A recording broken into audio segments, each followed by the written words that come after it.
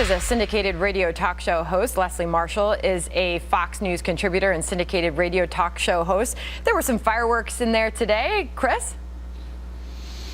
Well, they need to take someone down, right? The Democrats have promised their base that they're going to take somebody out, and Dr. Price, a medical doctor, a member of Congress, I suppose is as good a target for them as anyone. They want to take out somebody because it looks like they're all coasting through, and they don't have a lot of power since they don't control the Senate. They don't have the votes. Harry Reid took the filibuster away from them, so they're kind of screwed, and they've got to take someone down because this is their stated goal. They certainly are, Leslie, taking their best shots. But will they get anywhere with this, or will all the nominees pass through?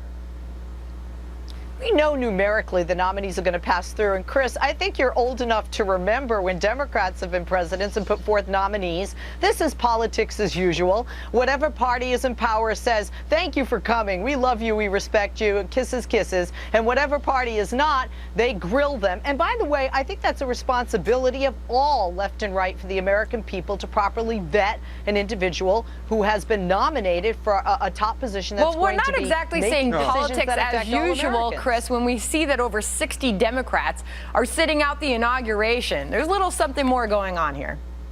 Well, the partisan rancor has never been more heated. They're trying everything they can to delegitimize the incoming administration. They want to destroy the careers and the reputations of one or more of the people nominated to take senior posts, cabinet posts, and otherwise.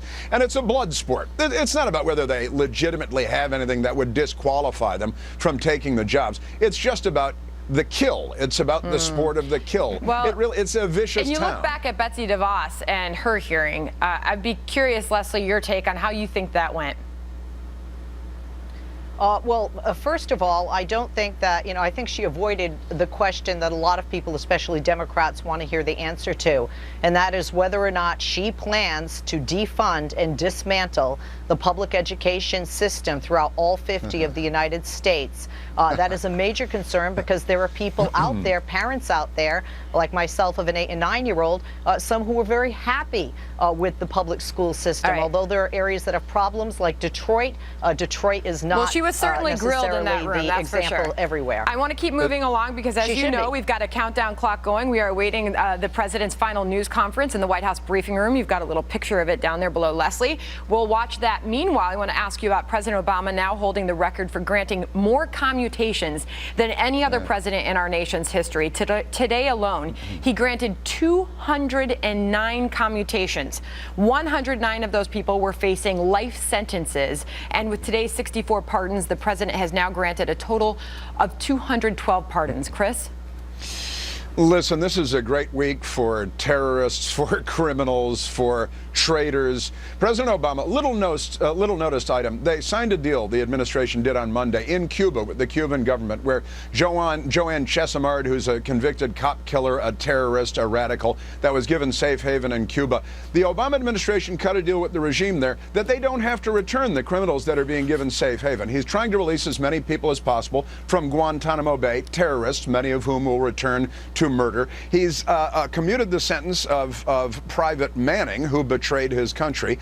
And there's also a little noticed FALN member who's responsible for about 130 terrorist bombings in the United States. And he's a radical left-winger, and he's commuted his sentence. You start putting all these together, and I think you get a picture of who Barack Obama is. All right, Leslie, last word to you. All of this happening in literally the final days of his presidency. I'm not surprised. I mean, quite frankly, not because it's President Obama doing this. It's very common for presidents to commute, and sometimes not at the end. George W.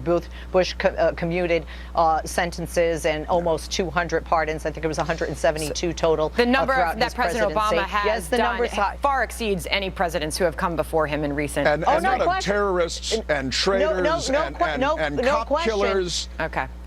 All right, we've got to leave it there, guys. As I mentioned, we are waiting the president's final news conference. Thank you for being here. Good to see both of you. Thanks.